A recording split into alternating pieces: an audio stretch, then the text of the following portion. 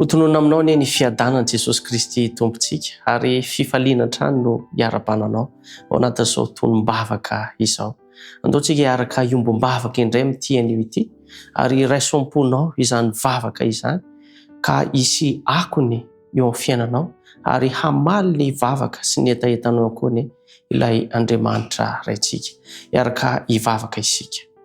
Andriamanitra rainay eo, rainay amin'ny alalan'i Jesosy Kristy ianao.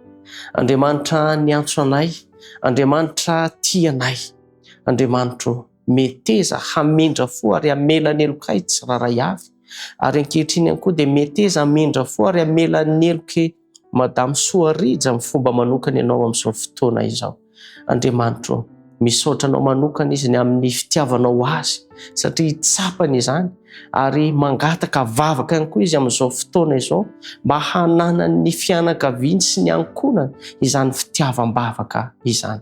Tombo malalo kasio amin'ny fomba manokana ny fon'ireo ankonany tsiraray avy ireo ka atonga azy ireo hitianao, atonga azy ireo atsapa fa manana sakaiza tsara indrindra izy ka atonga azy atahotra anao.